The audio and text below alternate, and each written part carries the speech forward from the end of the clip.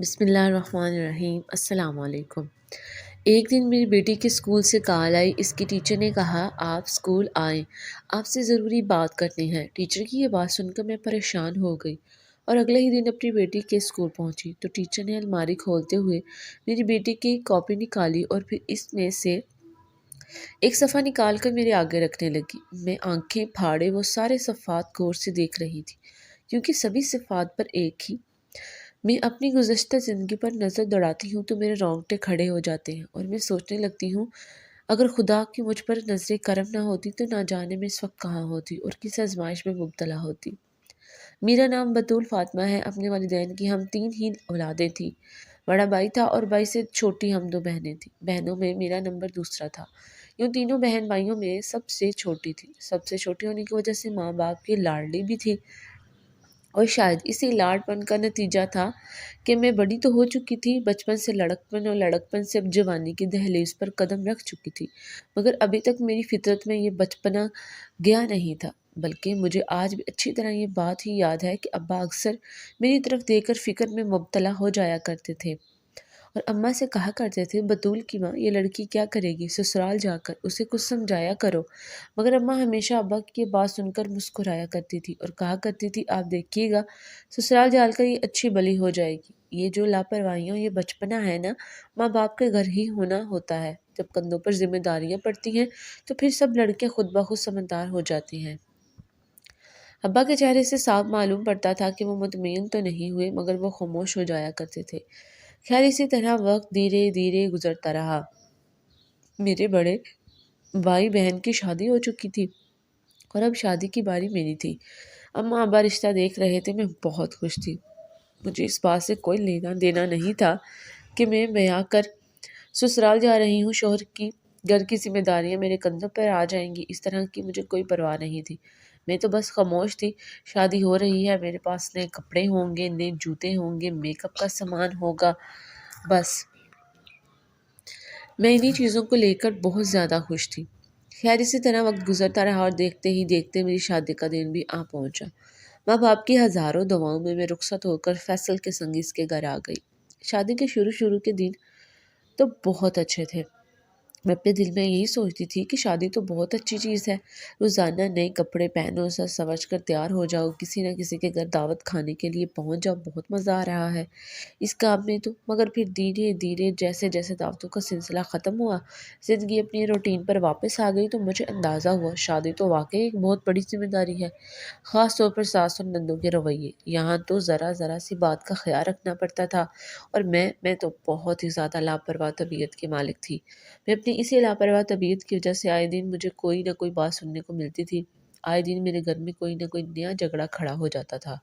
شادی کے 2 ماہ بعد ہی مجھے یہ خبر ملی کہ میں ماں بننے والی ہوں، مگر سچ کہوں تو یہ میرے لیے خوشی کی خبر نہیں تھی، کیونکہ 2 ماہ کے اندر ہی میں اپنی ساس اور نندوں کے رویے سے اکتا چکی تھی۔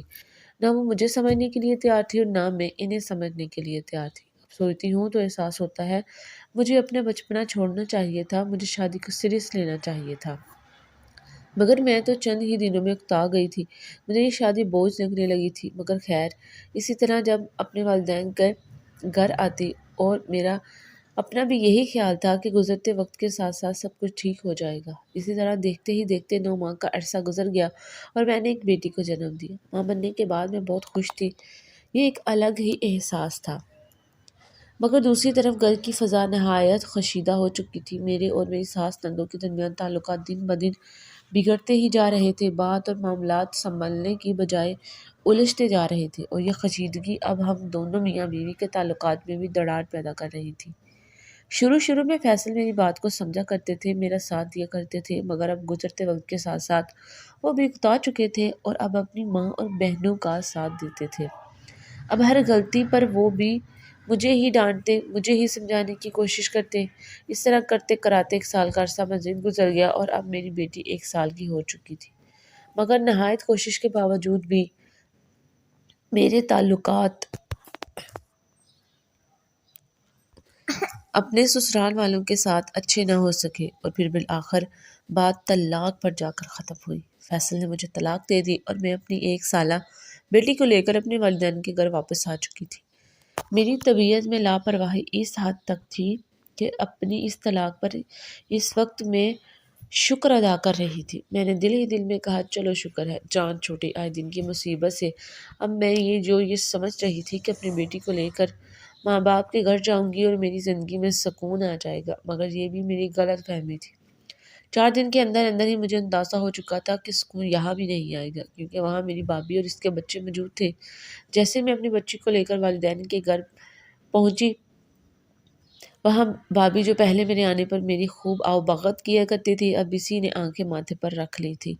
اپنی بیٹی کائنات کے ساتھ والدین کے گھر میں نے 4 سال گزارے، مگر یہ 4 سال بھی اس طرح گزرے جیسے میں کسی سولی پر ٹنگی ہوئی ہوں۔ آخر کار 4 سال میرے ماں باپ نے مجھے سمجھانے بجانے اور منانے میں گزار دیے کہ میرے ماں باپ کا کہنا تھا تمہیں دوسری شادی کر لینی چاہیے، کیونکہ یہ گھر اب ہمارا نہیں، ہم تو 4 دن کے مہمان ہیں، یہاں ہیں، کل چلے جائیں گے، اس کے بعد یہ گھر تمہارے بھائی اور بھابھی کا ہے، اور ابھی ہمارے جیتے جی تمہاری بھابھی نے آنکھیں ماتھے پر رکھی ہوئی ہیں، اسے اس گھر میں تمہارا اور اس بچی کا وجود برداشت نہیں ہے، تو سوچو جب ہم نہیں ہوں گے تو وہ کیا ہوگا۔ بالآخر 4 سال کے اس دورانیے میں نے یہ بات اچھی طرح سمجھ چکی تھی اور مجھے خوب اندازہ ہو چکا تھا کہ مجھے ماں باپ کی بات ماننی چاہیے، لہٰذا میں نے دوسری شادی کے لیے ہاں کر دی، مگر دوسری شادی کے لیے میری ایک شرط تھی کہ میں اپنی بیٹی کو بھی ساتھ لے کر جاؤں گی، اپنی بیٹی کو میں یہاں نہیں چھوڑ کر جاؤں گی۔ اور خدا کا کرنا کچھ ایسا ہوا، مجھے ایک ایسا شخص مل گیا، تنویر بھی پہلے شادی شدہ تھا، مگر اپنے پہلے بچے کی پیدائش پر تنویر کی بیوی اور بچہ دونوں وفات پا چکے تھے۔ تنویر اور اس کے گھر والوں کو اس بات پر کوئی اعتراض نہیں تھا کہ میں اپنی بچی کو ساتھ لے کر آؤں گی۔ یہ چند ہفتوں میں ہی میرا رشتہ تنویر کے ساتھ طے ہو گیا اور میں ایک بار پھر دلہن بنی اور اس دفعہ بیاہ کر میں تنویر کے سنگ اس کے گھر آ گئی۔ میری بیٹی کائنات ابھی میری اماں کے پاس تھی۔ اماں نے کہا شادی کے 2 ہفتے بعد تم اسے اپنے ساتھ لے جانا، تنویر کے ساتھ وقت گزارو، تو معلوم ہوا وہ بہت ہی اچھا انسان ہے۔ شادی کے 1 ہفتے بعد ہی میں اپنی بیٹی کائنات کو اپنے پاس لے آئی اور یہ دیکھ کر مجھے بہت خوشی محسوس ہوئی کہ تنویر میری بیٹی سے بہت زیادہ پیار کرتا تھا، اس نے کبھی میری بیٹی کے ساتھ کوئی فرق نہیں کیا۔ تنویر کا اپنا ایک الگ سے گھر موجود تھا، شادی کے لیے وہ اپنے والدین کے گھر میں آیا ہوا تھا، لیکن جہاں وہ نوکری کرتا تھا کمپنی کی طرف سے اسے ایک گھر ملا تھا۔ شادی کے 1 ماہ بعد ہی ہم دونوں میاں بیوی میری بیٹی کے ساتھ اس گھر میں شفٹ ہو چکے تھے۔ تنویر کے ساتھ میری زندگی نہایت اطمینان اور سکون سے گزر رہی تھی، سچ کہوں تو میں بہت خوش تھی۔ تنویر کے ساتھ جو میری زندگی گزر رہی تھی یہ وہ زندگی تھی جو مجھے پسند تھی، یہ وہ زندگی تھی جو میں جینا چاہتی تھی۔ آئے دن ہم کسی نہ کسی پارٹی میں مدعو ہوتے، تنویر کا سوشل سرکل اتنا بڑا تھا اور دھیرے دھیرے میری بہت سی نئی سہیلیاں دوست بن رہے تھے۔ ہمارے گھر میں بھی ہر 10 دن بعد ایک بڑی پارٹی ارینج کی جاتی تھی۔ گھر میں نوکر چاکر تھے، دو گاڑیاں تھیں، ہر طرف پیسے کی ریل پیل تھی، اور سب سے بڑی اور مزے کی بات یہ تھی کہ کوئی اسے تو میری کسی بات سے کوئی گلہ ہی نہیں تھا۔ جس وقت گھر سے جاؤں، جس وقت مرضی گھر واپس آؤں، جیسے چاہے لباس پہنوں، اسے میری کسی بات پر کوئی اعتراض نہیں تھا۔ یوں کہا جائے کہ میں اپنی من پسند زندگی گزار رہی تھی، اپنے خوابوں کی زندگی جی رہی تھی۔ میں بہت خوش تھی۔ میری طرف دیکھ کر میرے والدین بھی خوش تھے، میرے بہن بھائی بھی خوش تھے۔ چلو اس کی زندگی سے مشکلات ختم ہوئی تو سب نے سکون کا سانس لیا۔ میری بیٹی کو میں اسکول میں داخل کروا چکی تھی، گھر میں بیٹی کو اسکول میں داخل کروا چکی تھی۔ گھر میں 2 3 ملازمہ تھی جو سارے گھر کا کام کیا کرتی تھی۔ میں اور میری بیٹی کی دیکھ بھال بھی کرتی تھی۔ میری اور تنویر کی شادی کے 1 سال ہونے والا تھا، مگر اب تک میں نے بچہ پیدا کرنے کا فیصلہ نہیں کیا تھا۔ میں نے تنویر سے صاف اور واضح الفاظ میں کہہ دیا تھا میں فی الحال اپنی زندگی کو انجوائے کرنا چاہتی ہوں، اور وہ بھی میری خوشی میں خوش تھا۔ اس طرح بہت اطمینان سے زندگی گزر رہی تھی۔ ایک دن میری بیٹی کے اسکول سے مجھے کال ریسیو ہوئی۔ پرنسپل نے کہا کہ آپ کائنات فیصل کی والدہ بات کر رہی ہیں؟ میں نے کہا جی بالکل، میں کائنات کی ماں ہوں۔ انہوں نے کہا ہمیں آپ سے ایک ضروری بات کرنی ہے، کل آپ 11 بجے آفس پہنچیے گا۔ میں نے کہا ٹھیک ہے۔ پرنسپل کی یہ کال سننے کے بعد میں کچھ پریشان ہو گئی۔ اسی دوران میں نے ٹی وی دیکھتے ہوئے اپنی بیٹی پر ایک نظر دوڑائی، وہ خاموشی سے کارٹون دیکھنے میں مصروف تھی۔ آخر پرنسپل نے مجھے کال کیوں کی؟ انہیں مجھ سے کیا بات کرنی ہوگی؟ میری بیٹی تو ابھی بہت چھوٹی ہے، کلاس میں ہے، پڑھائی کا تو کوئی معاملہ نہیں ہو سکتا، کیونکہ میری بیٹی بہت اچھے ٹیچر سے ٹیوشن بھی پڑھتی تھی اور فیس تو ہم ہمیشہ ایڈوانس میں جمع کروایا کرتے تھے۔ پھر آخر ایسی کیا بات ہو سکتی ہے؟ یہی سوچتے سوچتے میں رات کو اپنے بستر پر سونے کے لیے چلی گئی۔ صبح 10 بجے میری آنکھ کھلی، دیکھا تو میری بیٹی اسکول جا چکی تھی اور تنویر بھی اپنے آفس جا چکے تھے۔ میں نے ملازمہ سے ناشتہ تیار کرنے کو کہا، خود نہا دھو کر ایک اچھا سا لباس منتخب کیا اور تیار ہو گئی۔ تیار ہو کر میں نے ناشتہ کیا اور ڈرائیور کو ساتھ لے کر اسکول پہنچ گئی۔ آفس میں پرنسپل کے پاس پہنچی تو انہوں نے مجھے بیٹھنے کا اشارہ کیا اور انٹر کام اٹھا کر کائنات فیصل کی ٹیچر کو آفس میں بلایا اور میں خاموشی سے یہ ساری کارروائی دیکھ رہی تھی اور دل ہی دل میں دعا کر رہی تھی، یا اللہ سب خیریت ہو۔ نہ جانے کیوں میرا دل بری طرح سے گھبرا رہا تھا۔ پرنسپل نے مجھے پانی کا گلاس پیش کیا۔